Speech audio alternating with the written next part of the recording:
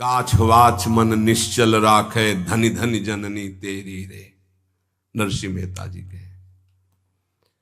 इंद्रियों को वश में करो। नेत्र सबसे खतरनाक, इनको बहुत सावधान रखो।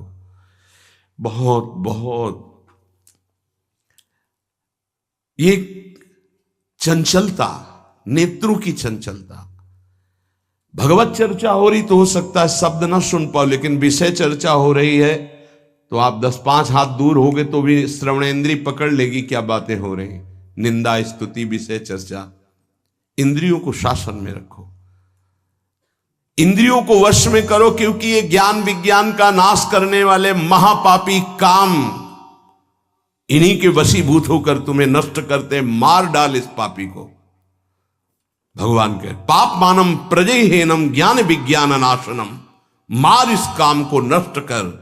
तस्मात् तुम इंद्रियाण्यादौ नियम भरतर्षभ। ये महाभारत सबको लड़नी पड़ेगी। ये महाभारत है, सबको लड़नी पड़ेगी। अगर आपको अपने स्वराज्य सिंहासन पर बैठना है, मुक्त होना है, तो ये युद्ध स्वीकार करना पड़ेगा, ये चुनौती स्वीकार करनी पड़ेगी। भगवान कह रहे इंद्रियों को वश में कर, ज्ञान विज्ञान का नाश करने वाले इस महापापी काम को अवश्य बलपूर्वक मार। भगवान आदेश कर रहे हैं पाप मानम प्रजहेनम ज्ञान विज्ञान नाशनम।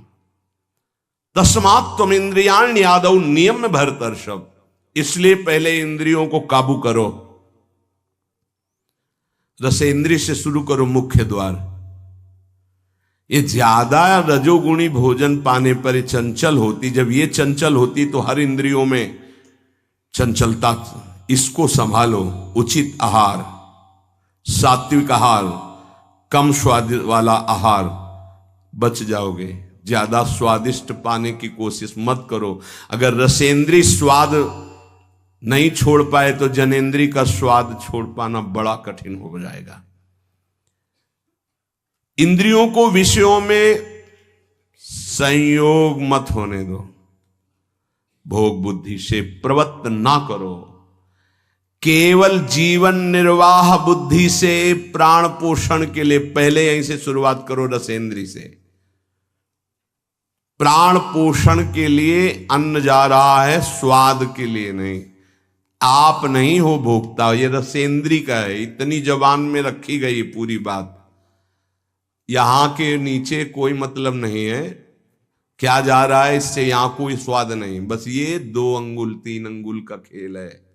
इसे क्या गुलाब जामुन है या क्या, बस ये जहां अंदर गए ना तो फिर और कुछ मांगे होने लगेंगी। रसेंद्री से स्वाद। अब अगर जरा सा नमक कम हुआ तो हल्ला मचाने लगे, नमक लाओ थोड़ा कम है। भैया किसके लिए, किसके लिए स्वाद बना। कभी कभी तो मनाओ कि नमक डालना भूल जाए, फिर देखे कैसा लगता है। कभी कभी बिना स्वाद के भी भोजन पाना चाहिए। हाँ, ऐसा करो। मन चंचलता रहित हो जाए, इसके लिए सात्विक भोजन करो। अच्छे अच्छे पदार्थ इसको दिखा दो। हाँ, जैसे आज साधु सेवा भंडारा ऐसे जैसे होता है, कभी ऐसा उत्सव आदि में दिखा गुलाब जामुन। जब परोसने आवे तो क्यों आज थोड़ा उधर ऐसे बस दिखा, और वो चले गए। हाँ बोल दो अंदर। हाँ, गरम गरम धुआं उठता हुआ समोसा, हरी चटनी, लाल चटनी और वो सेवई नमक वाली। हाँ ऐसे। अब ये खा के तुम ध्यान करोगे किसका, अब ये निर्णय तुम करो। ये चीजें खा के तुम ध्यान करोगे, प्रभु का तो ध्यान होने वाला नहीं। सात्विक भोजन पाने से हमारे अंदर भजन की वृत्ति बढ़ती है, और रजोगुणी तमोगुणी भोजन पाने से भोग वासना बढ़ती है, निद्रा प्रमाद स्थिति आती है। बिल्कुल सच्ची बात समझो, ये 3 गुणों से हर सामग्री बनी हुई। इसीलिए संतों ने निर्णय किया आप ये पा सकते हैं, ये पा सकते हैं, ये पा सकते हैं। खूब अनुभूति विषय है, इसलिए मना किया गया। आप ये नहीं पाएंगे। क्यों नहीं, भगवान ने तो सब कुछ बनाया है पाने के लिए, तो पाने के लिए भी बनाया है, तो फिर और व्यवस्था भी भगवान ने बनाई है। रो रो नरक, अंधतामिस्त नरक, ये भी भगवान ने बनाए हैं, तो इनका भी स्वाद आप लीजिए। सावधान, शतोगुणी भोजन संयम पूर्वक पाइए, नाम जप करते हुए, और इतना कि बस लगे कि हाँ, थोड़ा वजन लगने लगे कि हाँ हो गया, बंद कर दो, शाम के फिर पा लेना। कोई तुम्हें तो ये है नहीं कि पता नहीं मिले कि ना मिले, कई दिन मिले कई दिन ना मिले।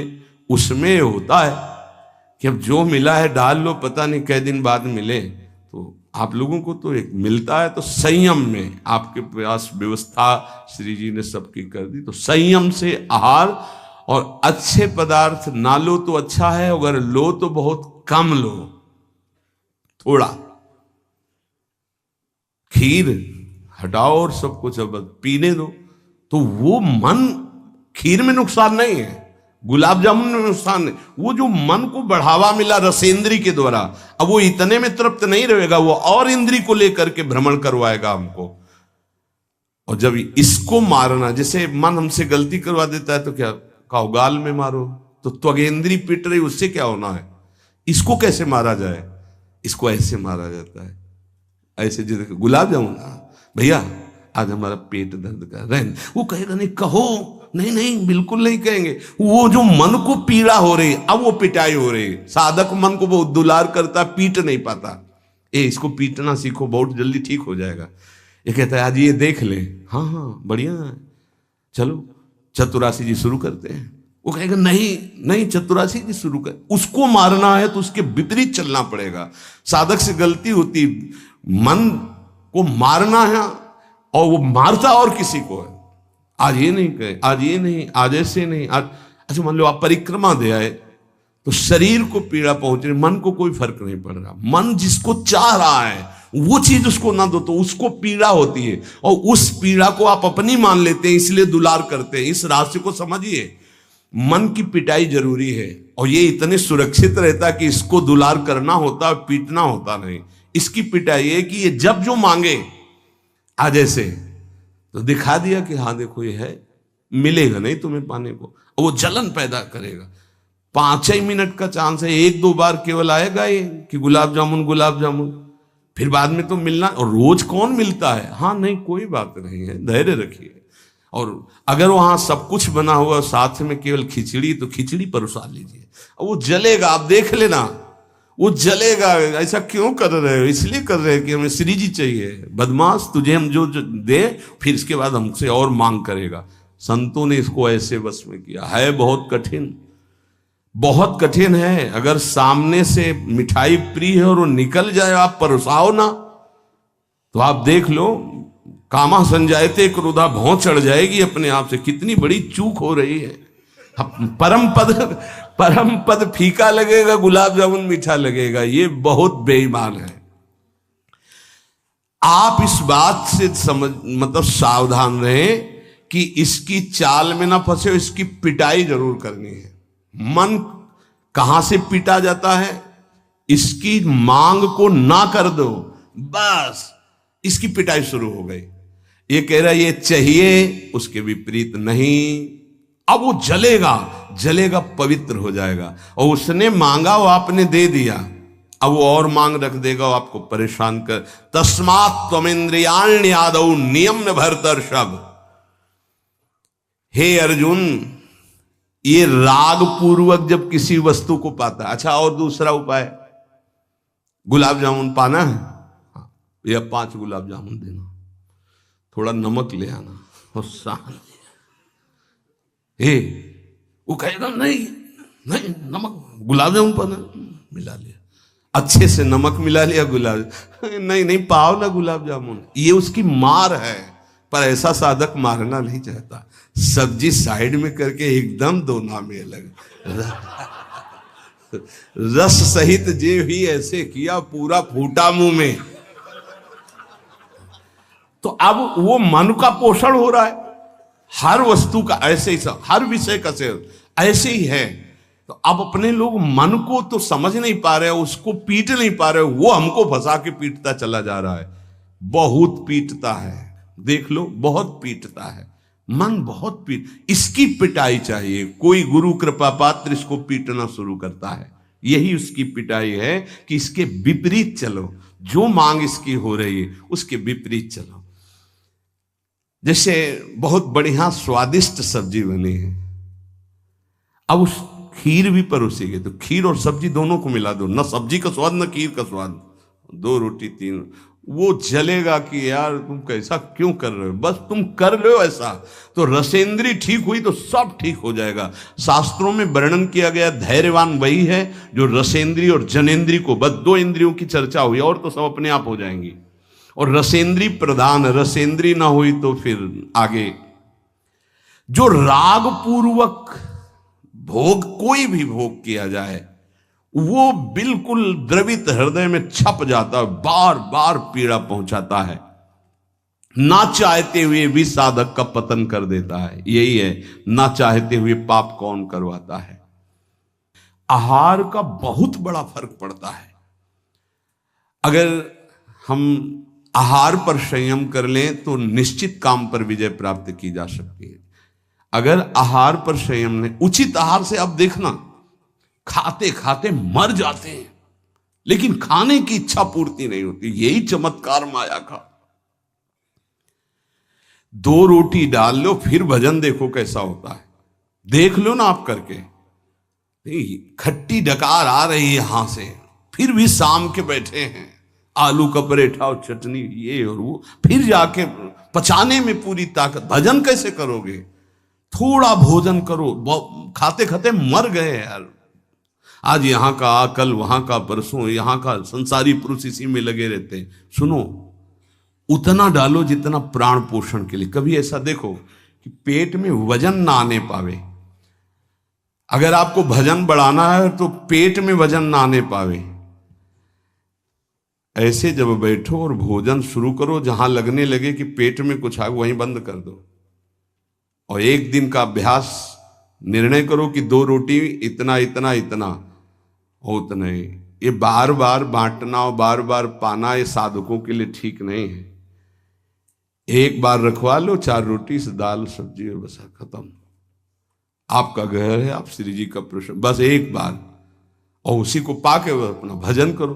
धिक्कार है जीवन को, खाते खाते अवस्थाएं बदल गई, बचपन से लेकर 50-60 वर्ष को वही खाने की इच्छा। कभी तो थोड़ा मन वही फंसाए है, मृत्यु आ जाएगी फिर भी खाने से तृप्ति नहीं होगी। एक बार इस रसेंद्री को काबू में किया जाए, भोजन पर सावधान, थोड़ा अल्पाहार, इतना जिससे हमारे प्राणों का पोषण हो जाए, सब ठीक हो जाएगा। आप देख लेना, अल्पाहार। अगर भोजन सुधार नहीं होगा तो फिर भजन में सुधार नहीं होगा। भोजन, बहुत प्राण शक्ति प्रबल है आपकी, ऐसे नहीं निकल जाएगी। बहुत प्राण शक्ति बलवान होती है। वायु, अन्न, जल उचित चला गया तो खूब साधना बनेगी। इसलिए कोई भी वस्तु राग पूर्वक सेवन न की जाए। ये ज्ञान मार्ग, भक्ति मार्ग, जो मार्ग के उपासक, उनको इस बात पर विशेष ध्यान रखना, चाहे गृहस्थ हो चाहे विरक्त हो। शास्त्र के अनुसार कर्तव्य कर्म होने चाहिए और राग रहित आहार विहार होना चाहिए। पूज्य श्री पंडित गया प्रसाद जी के शिष्य मास्टर बाबा, उनके पास जितने साधक रहते थे तो उनकी सब्जी में नमक नहीं, खीर में चीनी नहीं, ऐसे ही उल्टा सीधा बनता था। तो जानते हो कैसे साधक रहते थे?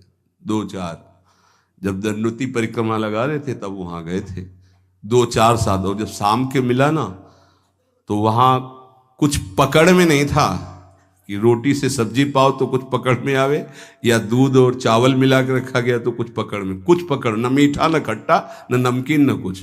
वो भगवत धाम को प्राप्त हो चुके हैं, बहुत अच्छे महात्मा थे पूज्य श्री मास्टर बाबा जी। ये बड़े बड़े महापुरुष ऐसी चाल क्यों चलते हैं? क्योंकि वो अपनी इंद्रियों को काबू में रखना साधकों को सिखाते हैं।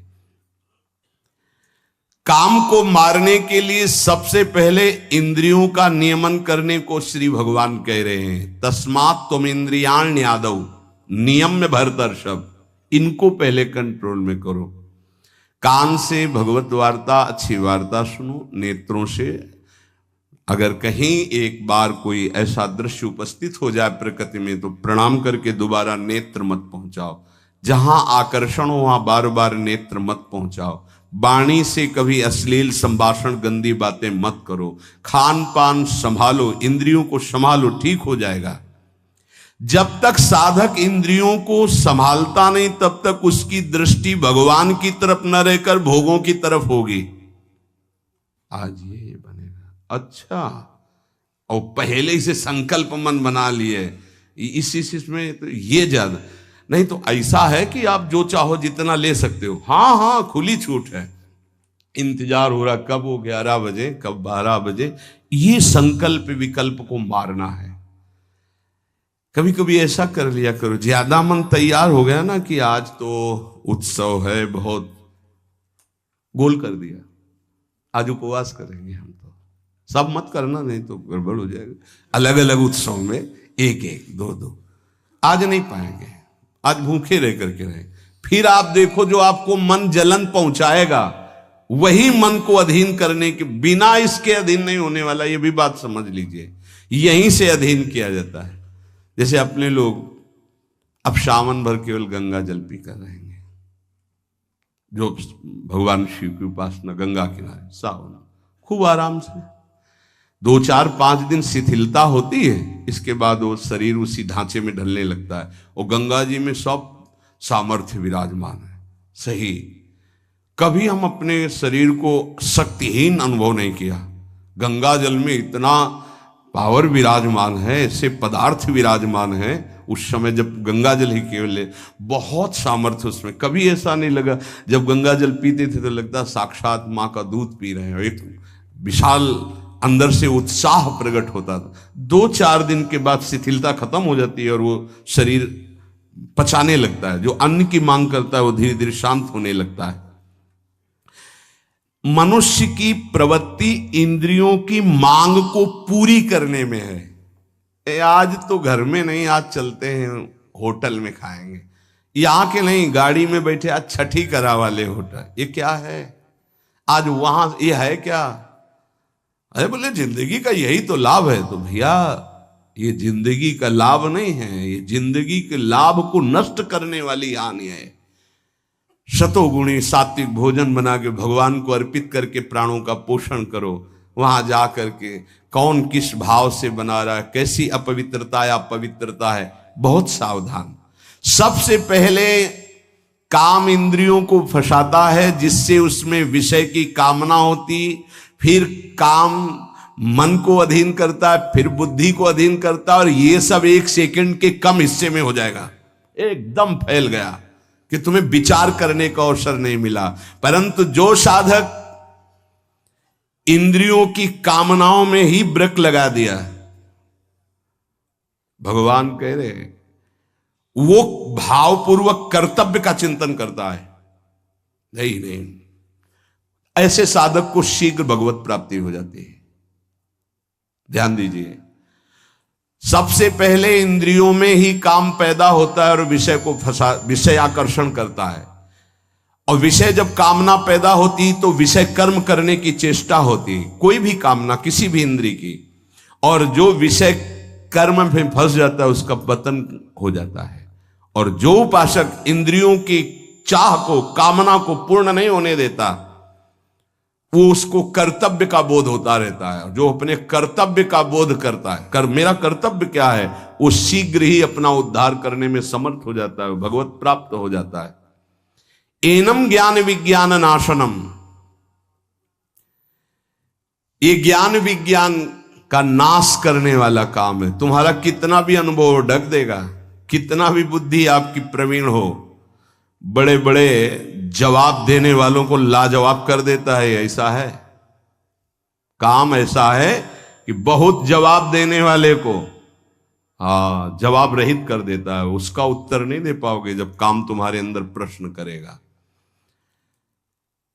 विज्ञान अनुभव साधना का सब ढक देगा, ज्ञान विज्ञान दोनों को। तत्व ज्ञान का यहां बात नहीं है कि ज्ञानी का शब्द है शास्त्र ज्ञानी से, बोध संपन्न महापुरुष से नहीं स्वात्मारामम विषय मृग तृष्णाम भ्रमयति। यहां भक्त जो अभी साधन काल में है, प्रेमी भक्त के नहीं, दो को कोई परास्ती नहीं कर सकता। प्रेम लक्षणा भक्ति से युक्त महापुरुष